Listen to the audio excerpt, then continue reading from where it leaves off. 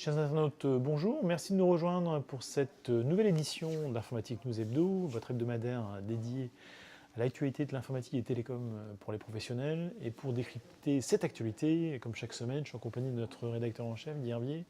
Bonjour Guy. Bonjour Jean-François. Alors Guy, un sujet qui concerne sûrement, pour commencer directement l'ensemble de nos lecteurs en charge des infrastructures, le marché des serveurs, qui devait être un peu l'Eldorado des constructeurs informatiques, mais finalement, j'allais dire, ce trimestre-ci, il y a un petit coup de faiblesse. Oui, alors effectivement, à chaque fois qu'on parle de chiffres trimestriels, on dit bien qu'il faut faire attention parce que ce ne sont que des chiffres trimestriels. Néanmoins, ils sont intéressants, là pour le coup, dans le sens où il y a une chute assez brutale, puisqu'on parle de 7%, enfin, donc moins 7% sur le dernier trimestre. Donc c'est quand même assez significatif. Et donc, si on analyse dans le top 5 des fournisseurs, finalement, ils sont tous impactés par cette chute, sauf Cisco qui s'en sort bien, puisque lui est à plus 5%. Donc ça veut dire que dans un environnement à la baisse, Cisco est à la hausse de manière significative, donc c'est une très belle performance. Alors maintenant, si on les regarde les uns après les autres, sans les analyser tous, alors peut-être avant, on rappelle le marché des serveurs, en gros c'est à peu près 50 milliards de dollars par an, et là on est à 12,5, donc c'est un ordre de grandeur que les gens peuvent retenir. Donc si on regarde les fournisseurs, donc HP en chute moins 12, alors cette chute c'est la plus forte d'ailleurs, sans parler d'IBM. IBM, on a dit, enfin on l'a pas dit, mais on l'a, à chaque fois qu'on en parle, on voit bien que IBM se retire peu à peu, donc il est encore présent sur les mainframes et sur les power. Combien de temps ça va durer, les mainframes en particulier, on ne sait pas, mais c'est un peu la notion, je ne sais pas si vous vous souvenez de la notion de faiblesse, donc d'industrie sans usine de fabrication. Là, c'est un constructeur sans machine. Donc HP, donc cette chute a été accélérée, accentuée par la cession d'une partie de ses activités suite à la cession avec H3C et son partenaire chinois. Donc c'est une partie de l'activité qui a été transférée sur un acteur chinois et qui n'est plus comptabilisée dans les chiffres, donc ça a accentué ça. Dell, c'est la baisse, je dirais, on va dire normale, c'est moins 9%. Et puis Lenovo, pareil, donc Lenovo, moins 7%, donc c'est quand même assez significatif. Sachant qu'on le rappelle, Lenovo a racheté la partie x86 des serveurs d'IBM. Donc exactement. Et donc, c'est-à-dire que c'est un peu compliqué quand même pour Lenovo de reprendre l'actif de tout à fait. d'IBM. Et en fait, si on regarde le marché, il y a quelques années, on avait au coude à coude IBM HP, tous les deux avec quasiment 30% du marché. Donc c'était vraiment un marché qui était avec deux leaders. Aujourd'hui, on a un HPE qui est assez loin devant, un peu plus de 25-26%. Dell qui est un petit peu derrière, 18-19%, ça dépend des trimestres. Et puis après, on a trois petits acteurs, enfin trois petits, 7-8%. Donc on a un marché qui est un peu, je dirais, qui n'est pas bien structuré, avec beaucoup de petits acteurs, entre guillemets, donc des ODM et puis des petits acteurs qui gravitent et qui n'ont pas de dernier mot, sachant qu'en plus c'est je dirais un marché qui est en pleine évolution avec l'apparition des systèmes convergés et hyper convergés et toute cette nouvelle famille de serveurs. Les serveurs qui sont destinés aux méga data centers, donc qui sont des espèces de serveurs standardisés par exemple Google assemble lui-même, donc ils sortent un peu de ce marché-là. Donc on a un marché qui est en pleine décomposition, recomposition, et on le suivra avec évidemment beaucoup d'intérêt dans les trimestres qui viennent. Alors on reste finalement un peu sur ce marché des serveurs, puisque pour le deuxième sujet qu'on voulait aborder, Guy, c'était les annonces d'HP, HPE, pardon, je ne vais pas se tromper. Avec notamment une annonce sur OpenStack, puisque HP cède son activité logicielle, on va dire, liée à OpenStack, qu'on rappelle, qui est aujourd'hui le standard de fait pour la gestion du cloud en open source. Donc cette activité-là à Suze. Alors effectivement, il y a d'autres annonces. Oui, c'est à l'occasion de Discover Londres 2016, donc une grande manifestation qui a eu lieu donc, la semaine dernière. Donc il y a eu effectivement des annonces, je dirais les ordinateurs un peu de demain, donc dans le cadre du projet The Machine d'HP, dont HP nous a parlé il y a déjà un petit moment. Donc là, c'est des ordinateurs orientés mémoire. Il y a eu des systèmes de stockage technologie flash. Il y a eu également des systèmes convergés. Donc ça, c'est pour l'annonce, les annonces qui enrichissent le portefeuille de HP dans le domaine des serveurs et du stockage. Et parallèlement, effectivement, donc comme vous l'avez dit, HPE a annoncé qu'il continuait un peu à se délester d'activités logicielles. Donc pour mémoire, on rappelle qu'il y a quelques mois, cet été, je crois, il avait cédé ses activités qui ne sont pas liées à l'infrastructure et au data center. Donc il y avait Autonomy, il y avait Vertica et il y avait Mercury. Donc ça avait été cédé à Micro Focus. Micro Focus qui, du coup, devenait un assez gros... Pour lui, ça lui faisait faire un saut important et devenait un éditeur majeur. Et là, donc, HP continue dans cette voie-là, en cédant, comme vous l'avez dit, donc OpenStack, ses activités autour d'OpenStack, et puis Cloud Foundry. Donc OpenStack, c'est tout ce qui est lié au IaaS, donc le Cloud as a Service, donc infrastructure as a Service. Et puis Cloud Foundry, c'est l'initiative de VMware et puis Pivotal, donc dans le PaaS, qui a donné lieu, donc VMware s'en est délesté, et maintenant c'est une Cloud Foundry Foundation. Donc ça, c'est les activités, je dirais, open source, à partir desquelles les constructeurs construisent leurs propres offres. Et donc HPE se déleste de ces deux activités-là à Suze. Et alors, tout ça est un petit peu compliqué, mais il faut rappeler que Suze est une filiale de Micro Focus. Donc la boucle est bouclée. Donc Micro Focus se renforce. Et du coup, HPE devient un OEM de Micro Focus pour les activités OpenStack et Cloud Foundry. Donc tout ça est un petit peu compliqué. Néanmoins, je dirais que on se demande, on peut se poser des questions sur la véritable stratégie d'HPE. Je dirais dans les grandes masses, on a compris, hein, il y a la scission d'HP en deux, etc. On se déleste de ce qui sort de l'infrastructure du data center, mais cette évolution est un petit peu... C'est un peu l'inverse d'IBM finalement, on a l'impression. IBM se concentre sur le service.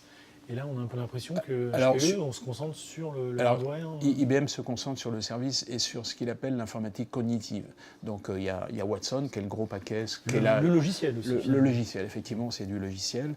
Et puis, avec éventuellement des recherches non négligeables dans l'informatique quantique, par exemple.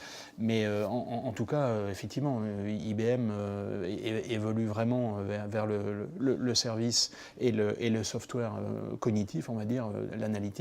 HPE se recentre sur l'infrastructure et le data center en se réduisant puisqu'il a cédé ses activités PC imprimante.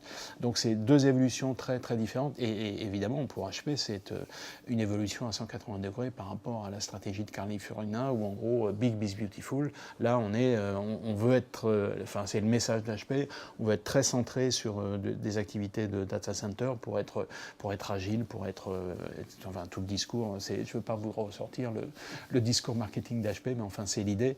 Et donc, en tout cas, il y a vraiment là, depuis quelque temps, une évolution très significative des positions des différents acteurs qui, peut-être pour les DSI, peut être parfois un peu déroutant et difficile à suivre. Mais bon, en tout cas, on fera avec. Alors, on parle sur un autre marché, mais finalement, on parle toujours d'un constructeur. On parle d'Apple, avec une étude qui vient de sortir qui montre que Apple capte la quasi-totalité des marges du secteur de la téléphonie mobile. Alors, on le savait, mais c'est intéressant à rappeler. Oui, c'est très étonnant. Je ne veux pas dire que c'est un peu anecdotique, mais c'est en tout cas très curieux. Effectivement, le chiffre est parlant, puisque là, c'est Apple qui capte je pense que le mot n'est pas trop fort, 90% de la marge sur la téléphonie mobile, alors qu'il ne représente que 11-12% du marché. Donc là, il y a un mystère où il y a...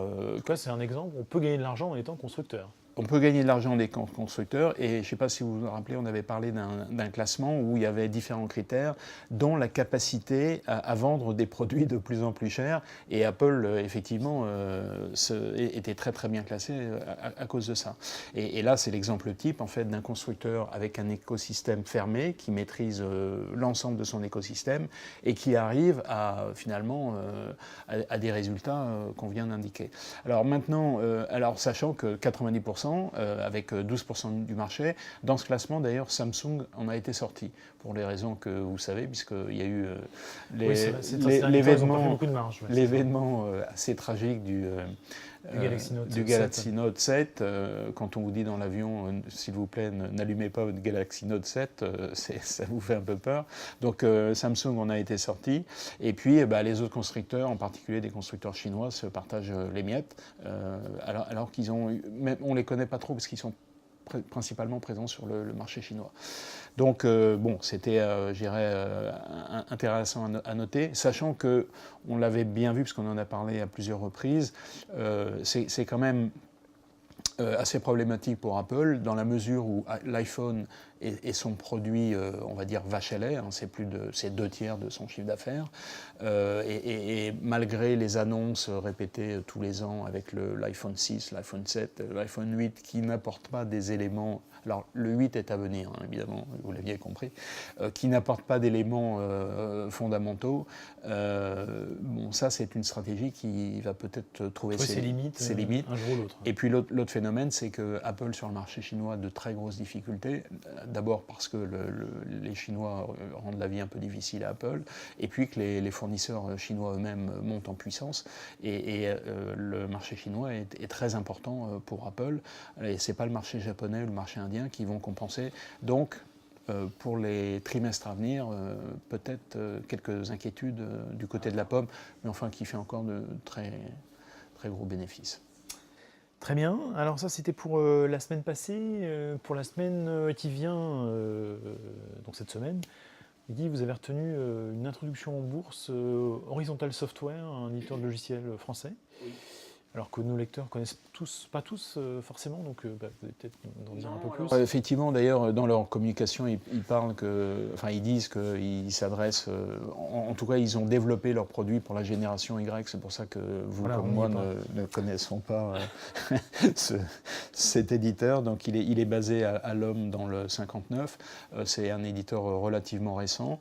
Et en fait, il fait quoi? Il fait du logiciel de RH, on va dire. Donc alors maintenant, les mots de la RH sont un peu standardisés, donc c'est de la gestion de talent, de la gestion de temps, enfin des choses de ce type-là. Et alors évidemment, il est 100% SaaS, mais aussi il est très présent sur le mobile. Il s'est développé dès le départ sur le SaaS et avec une app sur le mobile. Et il va s'introduire donc cette semaine sur Alternext. Son chiffre d'affaires prévisionnel, c'est encore un petit éditeur, mais enfin avec une progression très rapide, 5-6 millions d'euros de chiffre d'affaires, multiplié par 4 d'ici 2020. Petite précision, il a été classé numéro 1 dans le classement de Deloitte des FAS 50, avec, je vous le donne en mille, une progression sur les 4 dernières années de 8000%. Bon, évidemment, le point de départ était tellement petit qu'on arrive à ce résultat-là, et je ne vous ferai pas l'injure de vous demander ce que ça représente, 8000%. C'est multiplié par combien, mais on voit bien que c'est multiplié par beaucoup. Mais enfin, en tout cas, c'est une belle réussite, et on verra ce que donne cette introduction en bourse qui, ces derniers temps, avait été plutôt délaissée à la fois sur le marché français et sur le marché des États-Unis, parce que les conditions n'étaient pas forcément excellentes, et puis c'est quand même des contraintes qui peuvent être un peu lourdes, en particulier pour de petits acteurs. En tout cas, c'est une belle réussite qu'il convenait de saluer. Très bien. Et puis on conclut sur un coup de gueule. Vous souhaitez revenir sur le fameux vrai faux, enfin pas vrai. Non, le faux communiqué de presse qui a mis Vinci en difficulté et qui a trompé, il faut le dire, un certain nombre de très grosses agences de presse, sachant que l'AFP, elle, ne s'est pas fait prendre au piège. Oui, alors effectivement, c'est quelque chose qui s'est... il y a eu un emballement très très rapide, en gros un premier communiqué qui fait état de difficultés sur les comptes financiers et éventuellement un départ de son directeur financier. Et là, donc, qui a été envoyé à quelques journalistes. Après, c'est un peu de manière virale, c'est repris en boucle. Et l'action dévisse en peu de temps de quasiment 20%. Donc on voit bien que les choses s'emballent très rapidement. Un deuxième faux communiqué qui annonce autre chose. Et puis, 1 heure plus tard, Vinci rétablit l'information. Donc en fin de journée, on est à moins 5%. Mais enfin, c'est quand même une perte dans la journée qui est très importante. Et en fait... Sachant que les investisseurs qui ont vu son investisseur qui voit ce type d'essence, automatiquement ont des programmes de vente. Donc forcément, ils ont... Voilà. Et alors, effectivement, vous faites bien de mentionner, c'est qu'il y a tout un tas d'automates qui récupèrent ces infos et qui engagent un processus qui va extrêmement rapidement. Et donc, tout ça pour dire, en fait, je suis parti de ça et on avait déjà parlé la semaine dernière des vraies fausses informations, ou plutôt des fausses. Là, c'était, vous vous souvenez, le fait que le like sur Facebook allait devenir payant. Et en gros, c'est finalement pour pointer, on le sait, hein, mais pointer le fait que le traitement de l'information devient de plus en plus difficile. Distinguer le vrai du faux, c'est pas toujours évident, sachant qu'on a de plus en plus d'informations et qu'il y a de moins en moins de personnes dont c'est le métier, donc a priori des journalistes, mais d'autres personnes, de moins en moins de journalistes qui sont présents pour faire ça, donc c'est une difficulté. Et en particulier, Facebook a fait une annonce donc la semaine dernière sur le fait qu'ils allaient utiliser des technologies d'intelligence artificielle justement pour mettre des techniques de filtrage sur les pages Facebook pour faire... par exemple, pour sélectionner des vidéos à contenu violent ou pour sélectionner des informations qui sont fausses. Et évidemment, ça pose le vrai problème entre filtrage et puis censure. Et ça, c'est un gros problème et on en est certainement qu'au tout début. Et là pour le coup, dans quelle direction ça va aller. Et puis finalement, la question qui est posée, là on parle donc de pages anonymes, mais quand vous avez un candidat président puis un président élu et demain un président aux États-Unis qui dit jour après jour des choses fausses, est-ce qu'on a le droit de le corriger? C'est encore un autre problème. Donc en tout cas, pour en revenir au sujet initial, c'est vraiment un sujet auquel on est confronté quotidiennement et qui est très très difficile à gérer. Mais il faut essayer de faire au mieux. Très bien, écoutez, on va conclure là-dessus et puis on aura malheureusement sans doute l'occasion de revenir sur ce sujet lors de prochains événements. Chers internautes, merci de nous avoir suivis et puis on se retrouve donc la semaine prochaine, même lieu, même heure. À bientôt, merci.